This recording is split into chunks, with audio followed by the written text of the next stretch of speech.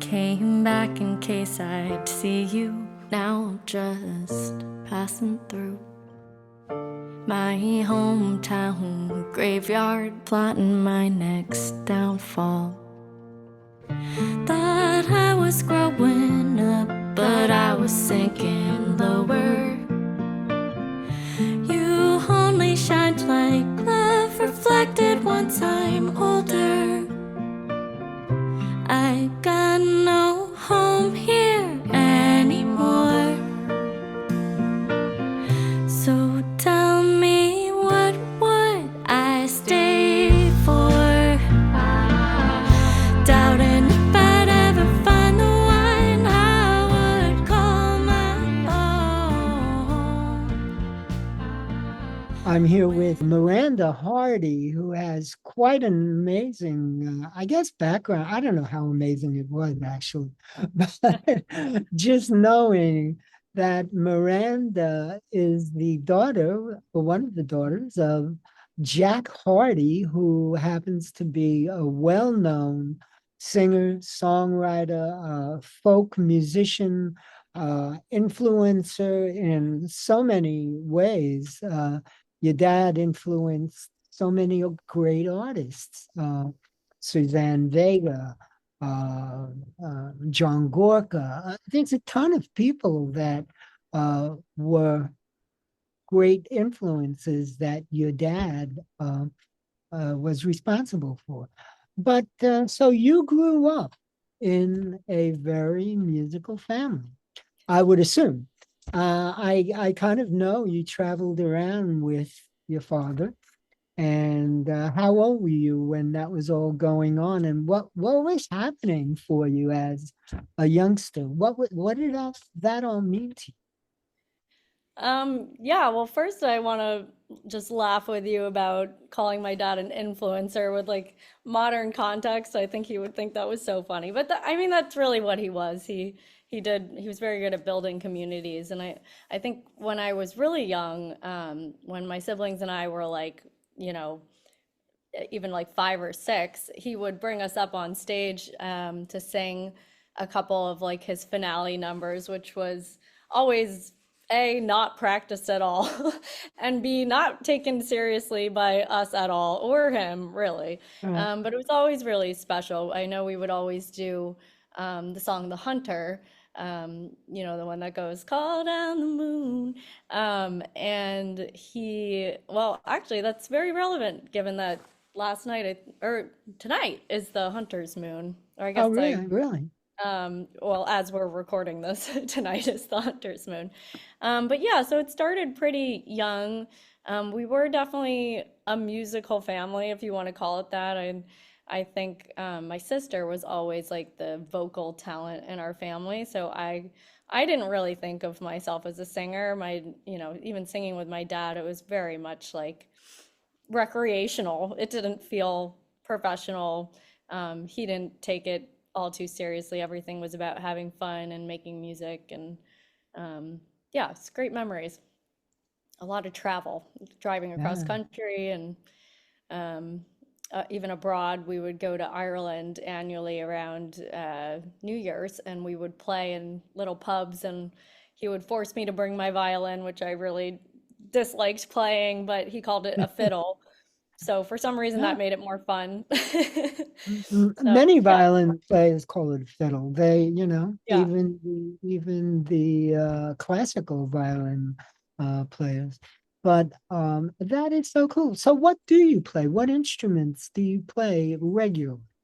Yeah, so I guess my main instrument is probably piano. I grew up taking piano lessons, learning classical songs, but once I became like a teenager, I really lost all interest in like learning sheet music, and I just started to try to learn my favorite songs on piano, and I think that really fueled my love for that instrument. And so I think I started songwriting mostly on piano, but have always loved the guitar, and I never had formal lessons, but I write a lot on the guitar and I play a lot on the guitar. So I'm trying to get better. But and then I do still play the violin. I actually relearned the violin for my latest album because I really was out of practice and I wanted a violinist to play on the album, and I really didn't have money to hire musicians. So I was like, got to do it yourself sometimes. Great. And I also learned, well, I'll say this, take it with a grain of salt, but I learned the penny whistle for my Ah, last Irish song. So I'm, trying to rack up more instruments, but mainly piano and guitar. so where do we hear which songs do you play the violin on your latest album, which again is titled The Price of Happiness, which I want to talk about. And where do we hear the violin and the penny whistle? Yeah, so the violin, I play it on a couple tracks. I really loved this. It started to develop this kind of like um, almost like a country feel, or Americana, I guess you might call it. And I Mhm. wanted to lean into that. So the violin's kind of pretty pretty prominent. It's on Fear of Happy Endings. It's on Teddy and the Grill. It's on Strawberry Moon. So any song that I kind of wanted to give it a little bit of country twang, that violin was what I had to do that. Neat. That's so neat. Um, yeah, it's fun. And the penny whistle? So the penny whistle was on my Trapped in an Irish Drinking song, which I actually didn't put on the album. It was a single that I put out Oh, um, okay. before the album, but it was always my dream to write an Irish folk song, given, growing up going to Ireland, and my dad was very, very interested in learning Gaelic and Celtic culture, and he wrote a lot of Irish influenced music. So I always wanted to write an Irish folk song, but when I started writing it, it kind of started to come together as a drinking song and kind of like which my dad also had a couple of those. So I wanted, a penny whistle on that. So that's why I learned the penny Neat. whistle. So you, when you graduated school, I assume you went to college. And did you? I did, yes. I went to Syracuse University, Okay. but did not study music. Okay. You from there you went into advertising. Yeah, so I was a pretty undecided young adult. It took me a long time to pick a major. I think I actually majored in math because that's how I applied to college. I had better math scores, and I thought I would have a better chance of having like a variety of schools to choose from if I applied as a math major. Hmm. So when I got to school, that was my major, but I always kind of wanted to do something a bit more creative. I toyed with like communications, and I actually ended up dual majoring in television, radio, film, which I got really interested in production and creating content, and which felt like a different type of creative outlet for me. And when I graduated, ultimately that landed me in an advertising career, which I stayed in for 10 years. So Uh, big chunk of my life in and advertising. then and then what happened? What made you all of a sudden say, I've got to get into the folk scene? And how did Yeah. that happen? Yeah, it's funny. It's like, looking back, it kind of feels like that. It's like, oh, leave advertising and go into music. But really, when I was going through it, and, it wasn't that linear. It was kind of just like an amalgamation of things that made me feel like I needed to pause my career. I wasn't, totally sure that it was the right path for me anymore. I think I really appreciated the experience I had and the people that I met and the experience, you know, career-wise and professionally. And I learned a lot, but I think ultimately I thought about, you know, the next year of my life or the next 5 years, and I wasn't so sure that I wanted to wake up in 5 years and still be, you know, running brands advertising campaigns. Yeah, So right. and I had been, you know, I started songwriting in 2020, you know, like a lot of people during the pandemic, we had a lot of free time and a lot of people needed some sort of outlet, and mine became songwriting. And I just really was doing it kind of nonstop. I was writing like a song a day at the time. And when I quit my job, that just kind of all of those feelings and the emotion of like the lost identity when you have a major career shift, I really just poured that into my songwriting, and it kind of fueled, you know, 2 albums. And from there, I just really got interested in music, and you know, ever since I've been kind of pursuing that. So it wasn't as like I Now, wasn't that conscious of that decision. I think it's just how it kind of worked yeah. out. Ba ba ba ba da ba ba ba ba da ba ba ba da ba ba da ba ba ba da ba ba ba da ba ba ba da ba. You've loosened my temper till it slipped from my tongue. I should have surrendered at the starting gun. I'm always saving this toxic relationship while you stomp around and act like you're the boss of it.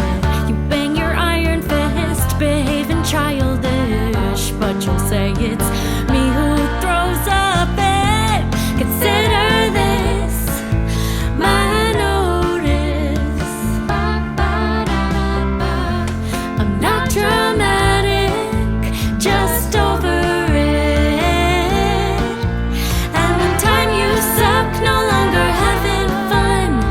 Don't need approval from anyone. I'm done.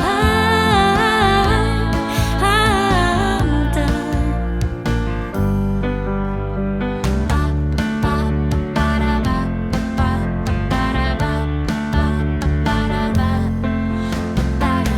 If this is no contest, then how come I'm losing it? Can't seem to sail against your thick-headed wind. I'm done with all your needs, pushing my boundaries. Lost humanity with my need to people please. You seem to be obsessed with making empty threats. Gonna finally jump from the sinking ship. Consider this my notice. I'm not dramatic, just over it.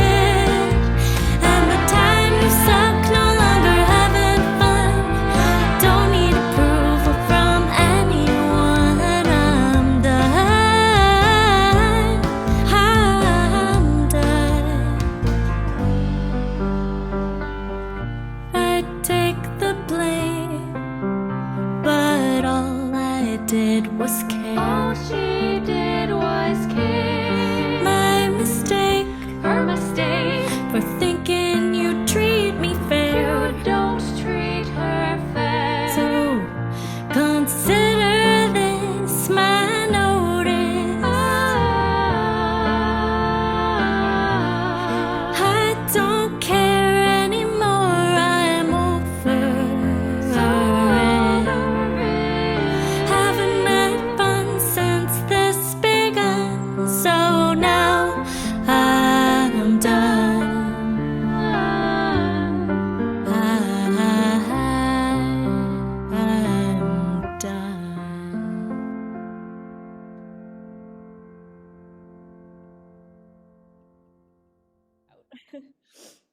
Now, your mom is a well-known DJ in the folk music industry. I've known her for probably before you started singing. I don't know. Did she have any influence on that, or did she was she a problem in your career? I mean, I can imagine that, but Yeah, no, it's so interesting. My mom was probably like the number one supporter of me um leaving my corporate job, or at least taking like space and a break. I think she kind of heard and saw firsthand how much I was struggling with like just how I was spending my time as a human. uh, And my mom and my sister and my brother were huge supporters of my songwriting, even when I was doing it recreationally. So, I grew up around a lot of folk music. My mom was always curating her radio shows, so I don't think I was like I didn't see myself in that space. mhm, I didn't really think about industry when I was songwriting. It was very uh, much just like this is me, this is my style, trying to find my voice as I wrote. exactly. Yeah. But it was interesting because, I started to feel like my style really did lend to this more authentic, instrumentation, not so much like popified electronic style. So once I started to try to feel like, all right, I want to put this album out and who wants to listen to it, it felt like the folk community was so accepting of my music. And so I think, obviously my mom was a huge help and supporter in that space. But, Mm. you know, it's so funny because like when I talk about, help from my mom, I'm like, if there's if there's anywhere that it's not really working out as a lucrative venture, it's folk music. But I'm so appreciative of the community and the support. Mm. And And the support, especially for this album, again, The Price of Happiness. And I'm speaking with Miranda Hardy, whose website is mirandahardymusic.com. Am I right? yes, Miranda Okay, Hardy good. Music. If folks want to find out more about Miranda and check out, you have tour dates there. Oh, you know what I love also? You have the lyrics to the album. They're online. So I spent time listening. I love listening to the album and reading the lyrics because I'm just about deaf. And having the lyrics and listening to the songs is so important for me. So if an artist includes them also in the, sometimes it's too small to read, but if they include them also in the CD, then you've got them there also. But Yeah. but in any event, Miranda is a great writer and I would say musician also. Listening to the song. Let's talk about some of the songs. How about the title track, "The Price of Happiness"? Where did that come from? It's a Yeah, very so catchy tune, by the way. thank you. Yeah, it's funny. I kind of as like a creative outlet, um, I was writing songs for people on TikTok. They would comment a couple of like keywords, and I was responding with a song. And it was like a really fun outlet for me, and people seemed to enjoy it. So one of the comments was four keywords. I think it was black, happiness, fall, and single or something like that. And I for some reason, I picked that one because this whole story started to form in my head around just this like general theme in my life of like, you know, um, feeling like you are independent in a way that's almost like detrimental to your success in life because you're maybe, following the beat of your own drum or whatever, however you want to say it. I think sometimes if you're going against the grain, against societal norms, life can be pretty hard for you at times. And I wanted to lean into that theme and the the benefits of remaining authentic to yourself. So the price of happiness is a celebration of like that authenticity, but it's also kind of like a nod and an you know acknowledgement of the downsides of that and the price of happiness ultimately. So I've been doing a lot of like thinking as an adult, as we all do, of trying to like chase happiness and define what happiness really means to you, especially when like traditional paths to success might not be as fulfilling as you once hoped.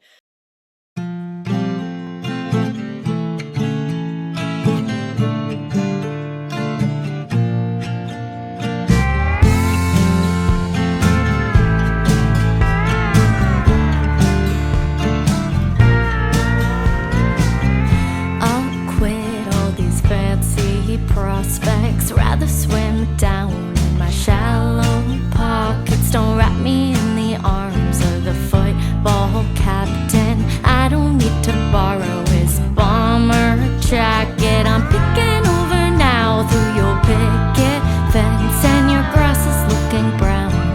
All your leaves are sickened. I said no one's home to my toxic friends. They said you'll be alone, and I said say less.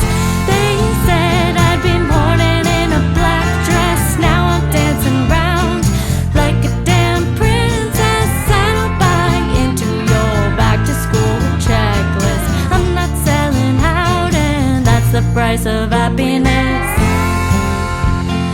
That's the price of happiness. That's the price of happiness. Am I to blame if I'm getting really over it? Celeb-obsessed crowds and the top perch and chauvinists. I won't say aloud how I'm feeling about the fortune list. I'll just write it down while I resign from corporate. I'm peeking over now at your hoarded wealth, and your stocks are heading down. Saved by the bell. How would you drive home in your brand new Lexus, face glued to your phone? Am I supposed to be jealous? They said I'd be mourning in a black dress. Now I'm dancing round like a damn princess. I don't buy into your do or die bucket list. I'm not selling out, and that's the price of happiness. That's the price of happiness. That's the price of happiness. They said I'd be pinching pennies for my debt, singing in the street and drowning in my loneliness. I said I'll count my change with no regrets, singing in the street, 'cause that's the price of happiness. That's the price of happiness. That's the price of happiness. They said I'd be mourning in a black dress. Now I'm dancing round like a damn princess. I don't buy into your do or die bucket list. I'm not selling out, and that's the price of happiness.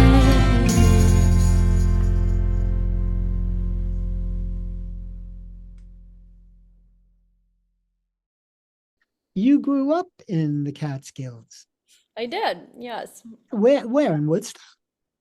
So I was born in Callicoon, New York, which is a small Ah, town on the border of Pennsylvania. And I grew up there in my first couple years of life, but then I went to school ultimately in Liberty, which is like 30 minutes from that. uh-huh. Everyone knows Liberty. They're like, oh, that's where I got pulled over. I don't know why. Very active cops on 17. I don't know. But yeah, so Yeah, it's that's funny. I funny. didn't totally appreciate that area growing up, but now I love going back there, especially Yeah. in the fall. It's absolutely gorgeous. So many great songs on this album. Once again, and the title is The Price of Happiness.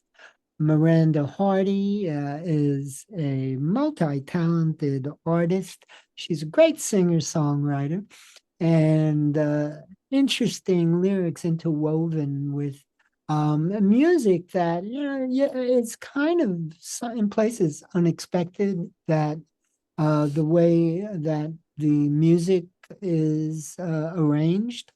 One of the other like pivotal songs on the album is Teddy in the Grill, which was actually inspired from this memory I had of driving across country with my dad, which we did every summer, and seeing tractor trailers that would attach like stuffed animals to the front of their grills. And as a child, Yeah. this was a very jarring Yeah. visual to me. And I remember, joking to my dad, like, I don't think that's where that Teddy thought he would end up. And he would always say, "Oh, there's a metaphor in there somewhere." And at the time, I was not a songwriter. I was not writing songs at all, maybe like a joke song here and there. But for whatever reason, so many years later, that conversation popped into my head, and I just had this like moment of like, I kind of feel like that Teddy right now, like out of control of where I'm going, and not where I thought I'd end up. And it did feel like a metaphor. And so that song kind of was like the real moment of vulnerability, and kind of like accepting that, you've been like comparing yourself, and to some extent that's been stealing your happiness, because maybe we're not where we thought we'd end up, but it's really like that comparison that is like robbing us of enjoying the moment. So it's a little bit about that. What else haven't we talked about that you want to point out? Just, that I run a songwriter night. I mentioned in New York City, and it's a great outlet for performers and songwriters. So if there's any songwriters listening and you're heading to the city anytime soon, check out my website, check out my socials. I always post when we're gonna gather. It's a really supportive community, And this is accepting a of everyone. weekly, is this a weekly thing? So we have two different things that we do. We do an open mic, which is monthly, and then we have a songwriter exchange, which is a bit more curated, and we do that monthly as well. Hoping to go to weekly, soon. We have some other ideas that we're working on. So, but it's not, it's not always the same. So, Okay. So, but all this information will be on your website, so that if folks want to go there and sign up or what have you, they'll be able to find it from your website. Exactly. Yep. MirandaHardyMusic.com. So good. Miranda, thanks so much. Great pleasure speaking with you. Hope we get to meet one day, although probably not, because I like to just sit and think. You like to sit on your deck, which I totally. Exactly. You protect your peace. I get it. Same, honestly. All those conferences are out for me. Yeah, great. Awesome. Nice to chat. Thanks. Yeah, same here. And have a great day, and hope to talk to you again soon. Awesome. Thanks so much. Bye-bye. I don't know how I'm so far out. I've been driving for eternity and trying not to sleep.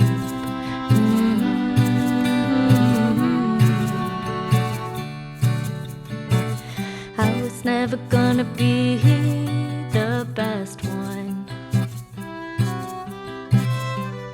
Life is a slaughter. Why